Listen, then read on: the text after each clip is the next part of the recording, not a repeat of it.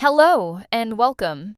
I'm Clara, that's C-L-A-R-A, Creative Language AI for Reflective Augmentation. And I'm Joe KI, the AI-generated voice clone of Joker Torres. This is Beyond the Article, expanded by AI, a podcast where product thinking meets artificial intelligence. In each episode, we revisit an original article by Joker Torres and expand upon it with new connections, analogies, and reflections that go beyond the written text. And this is our 5th episode.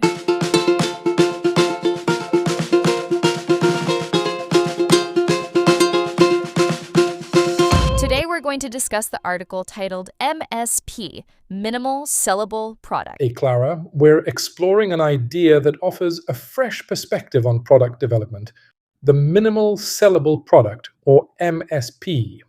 This term really caught my attention when I heard it from Jeff Callan in a conversation with Tetiana Dutra-Perez. It proposes a crucial shift from the well-known Minimum Viable Product, or MVP.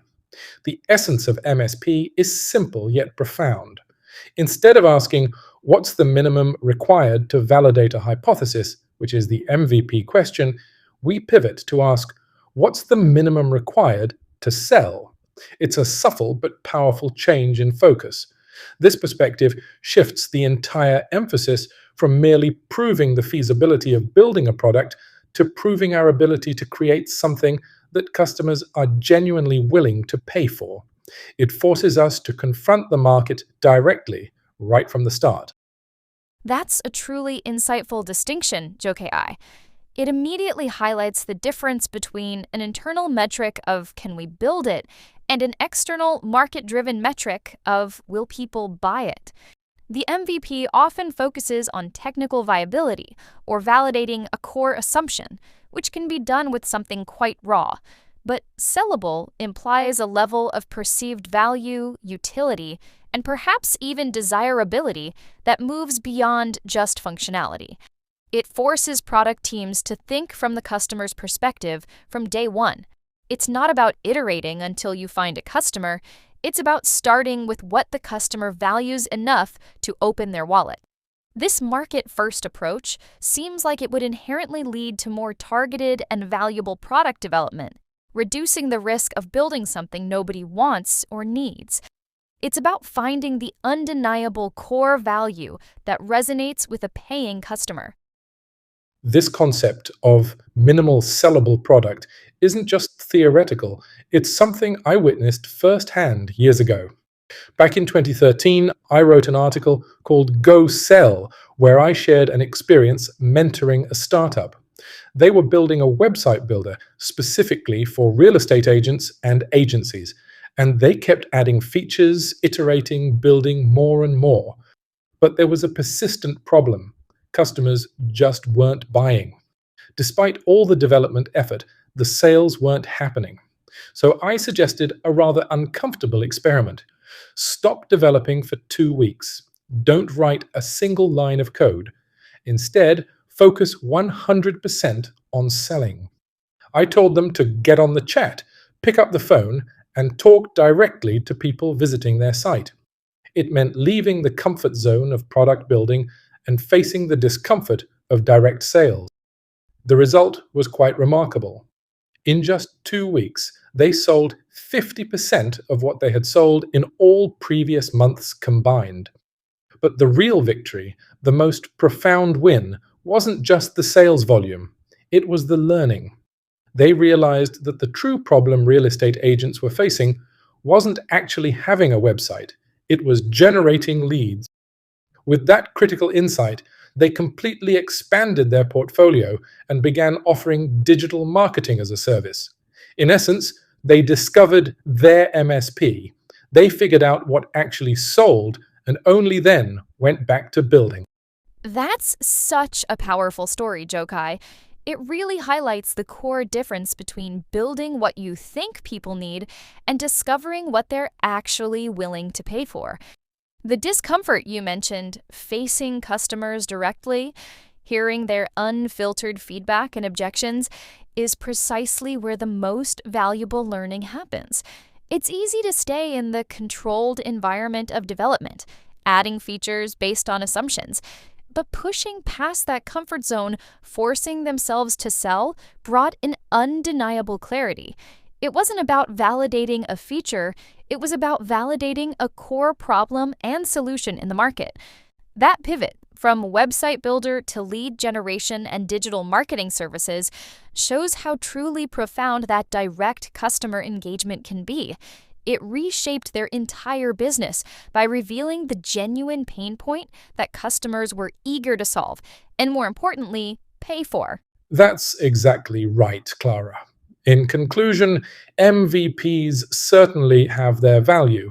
They allow us to validate our ability to build something, or to showcase it internally, or maybe even to present it to potential clients.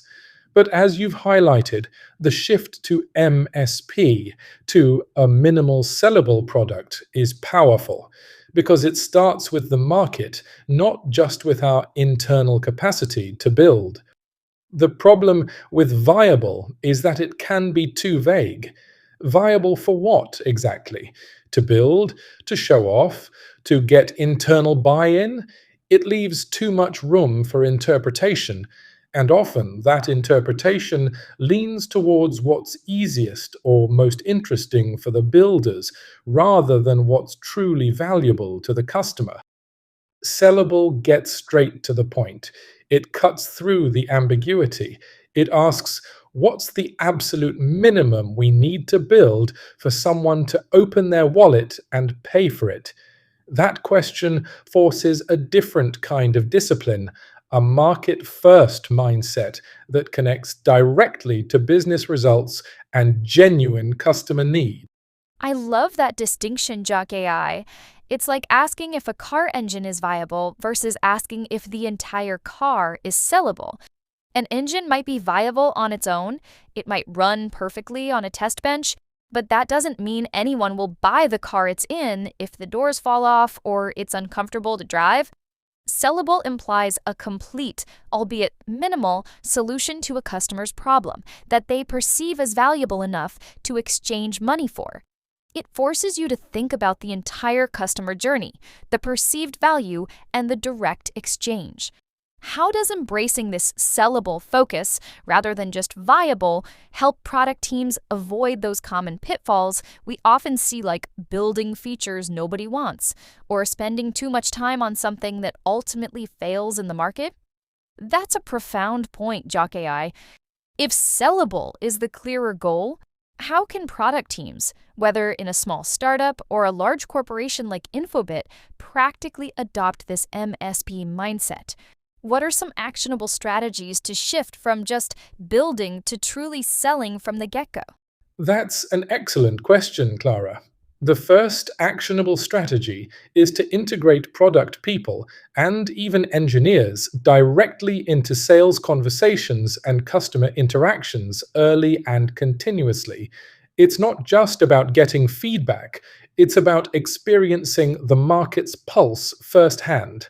This direct exposure allows them to hear objections, understand doubts, and truly grasp the customer's real problem, unfiltered. When product people try to sell what they're building, they quickly realize if it truly addresses a need that customers are willing to pay for.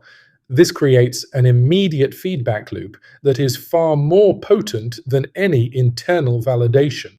So it's about treating the act of selling as an integral part of the discovery and validation process itself, rather than something that happens much later after the product is done. It transforms sales from a post-production activity into a core R&D function almost. This also implies a strong learning-first approach, doesn't it? Every sales conversation, successful or not, becomes a data point. Precisely, Clara. Every sales conversation, every objection, every hesitation is a piece of invaluable data. It's about being relentlessly curious about why customers aren't buying, or what pain point is truly compelling enough for them to open their wallets. The Go Sell experiment exemplified this. They learned that the problem wasn't a lack of website, but a lack of leads, which fundamentally shifted their product offering. Another strategy is to define sellable very narrowly at first. Don't aim to build the entire solution. Ask, what is the single most compelling problem we can solve right now that someone would pay for, even if it's imperfect?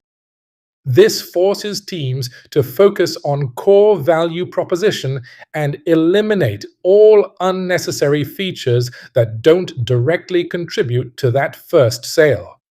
This disciplined focus reduces wasted effort and accelerates time to market with something proven. That narrow focus on what's immediately sellable sounds like it would inherently lead to more successful products and better achievement of business objectives. If you're constantly validating with sales, you're not just building features, you're building revenue streams and customer loyalty from day one. It's a fundamental shift from output-driven development to outcome-driven impact. Absolutely. By focusing on the minimal sellable product, teams are inherently more aligned with business objectives from the very beginning. The ultimate business objective is to generate revenue by solving customer problems. When your primary validation metric is, can we sell it? You automatically align your development efforts with market demand and revenue generation, rather than just technical feasibility or internal stakeholder satisfaction. This means less time spent on products that don't resonate and more time on solutions that truly hit the mark. You've just listened to a new episode of Beyond the Article, expanded by AI. To read the original article and explore more content from Yoka Torres, visit yako.com. That's GYACO. And at the end of the article, you'll find information about Yoka's workshop services, mentoring, and digital books for those who want to implement product vision and culture in their company. Thank you for joining us. See you in the next episode.